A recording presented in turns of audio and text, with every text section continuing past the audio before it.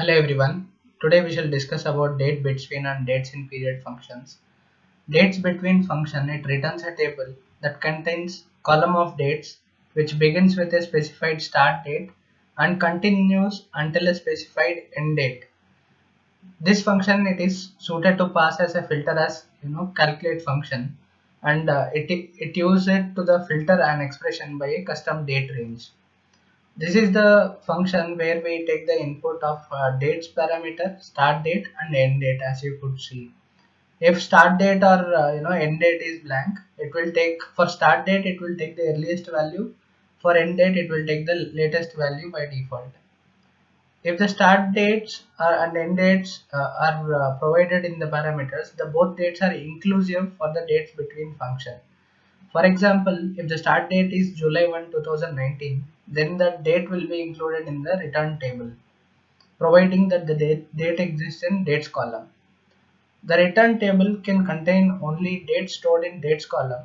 So for example, if the date column starts from July 1, 2017 and start date is July 1, 2016, the return table will start from July 1, 2017. This function is not supported for direct query mode when it is used in calculated columns or row level security rules. Similarly, let us understand what a few things about dates in period function. Here, it returns the table containing the column of dates, but it begins with the specified start date and continues for the specified number and type of date intervals, unlike end date in the dates between function. It is also used as calculate function filter argument in order to filter the expression by standard date intervals such as days, months, years and quarter or years. Okay, here in the dates in period function we have dates, start date, number of intervals and interval. Okay, if the number of intervals which is specified is positive, dates are moved forward in time. If it is negative, it will move backward. Okay, the interval parameter is an enumeration. The values would be like day, month, quarter and year. So we should not enclose within quotation marks. We can directly mention the words and we can use it. The return table can contain only dates which are stored in the dates column. For example, if the dates column stores dates from July 1, 2017 and start date value is July 1, 2016, the return table will start from July 1, 2017. Okay, this function is also not supported for use in direct query mode when it is used in calculated columns or row level security rules. Let us move ahead and let us see a few examples how these both function works. I'll open the calendar table and I'll bring in the dates. Okay, here we have set of dates from 2013. Here I'll bring in the total sales from measure table. Here we have the total sales which is sum of order detail sales. Okay, here with respect to the dates we have the respective total sales. Okay, I'll click on the measure table, click on new measure. Here I'll write dates between equal to, I'll write calculate. In the expression I'll write total sales, and in the filter argument I can use dates between function. In the dates parameter of dates between function I'll write calendar date.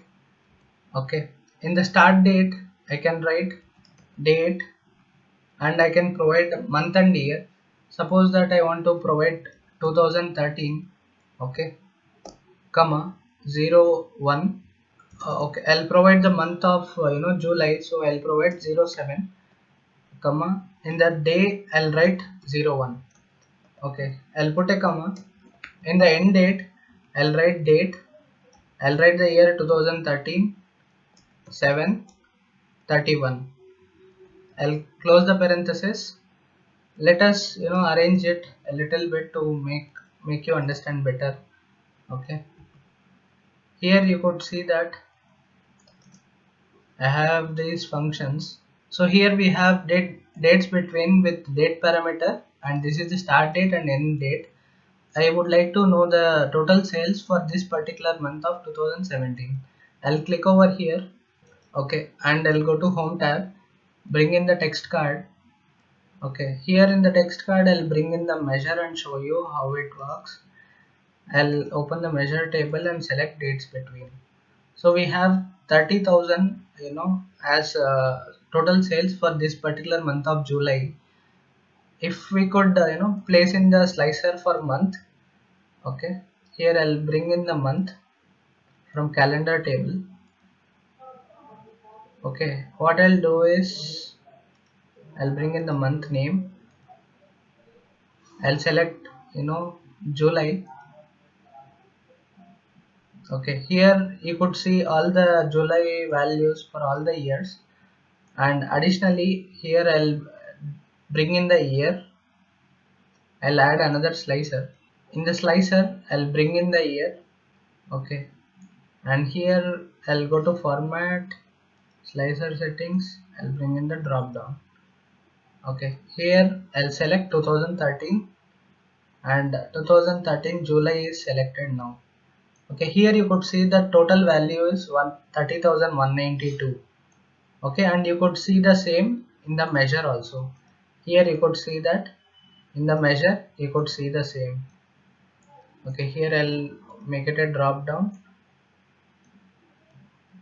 Okay, now you could see that dates between function is working correctly for this particular month.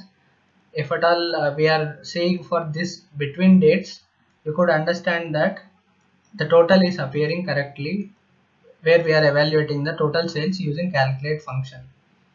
Okay, I hope you have understood that how dates between function works. Okay, here the same total of this particular July month of 2013, let us bring bring it with the dates in period function by writing a new measure. I'll click on the measure table. I'll write new measure. I'll write dates in period equal to calculate. Here in the expression I'll write total sales. In the filter argument, I'll write dates in period. Okay, in the dates I'll write calendar date. In the start date, suppose that I'll write the date function. I'll write 2013 July 01. Okay, I'll put a comma. In the number of intervals, suppose that I'll provide 1, so that I want 1 month ahead, sorry, for that particular month. And in the second interval I'll take month, so that we want the calculation for the whole month. I'll close the parenthesis, and I'll close the parenthesis for this, and I'll hit enter. Here you could see that in dates in period I have taken the date, the start date, and the interval, and the type of interval where we are taking. Okay, now let us go to the measure. I'll copy this text card. So instead of dates between, I'll bring in the dates in period. Okay, here you could see that it is 33,000 07k. Now you must understand the difference why it is the calculating like that. Suppose that I am calculating 1 month total 1 month values. What it is doing is, for all the values of July it will calculate, and additionally for the dates which are left for the next month it will add those values also. Okay, that is the difference where these values are being added up. Here you could see that this 1424 and 1456 values, they are also being added up, so that the additional calculation is levied. So you must understand the difference. Here suppose that if I bring in the measure into this, if I select the table, you could see that dates between measure is being populated in the whole rows. Okay, if I bring in the dates in period function, you could see that the value which is available in the measure is represented in all the rows. You may use it for specific calculations if it is required. Otherwise you could make use of text cards. Okay, here I'll uncheck the dates, these both measures which I have created. Now I would like to give one more example of dates in period, where we'll evaluate the last 3-day sales within the dates present. I'll create a new measure. Here I'll write last 3-day sales. equal to, I'll write calculate. In the expression I'll write total sales. In the filter I'll write dates in period. Okay. In the start date, in the dates I'll write calendar date. In the start date I'll write last date of calendar date. Okay. And I'll put a comma. In the number of intervals I'll write -3. In the interval I'll write day because I want last 3 days total sales. So I'll close the parenthesis, hit enter. So this is a simple measure where I have included the dates in period in the filter argument. Let us see how it works in the table. I'll select the table. I'll bring in the last 3 days sales. Okay. Here you could see that for the first value we'll get the same value, and for the next these both will be added up, like 440 and 1863, they both will be added up.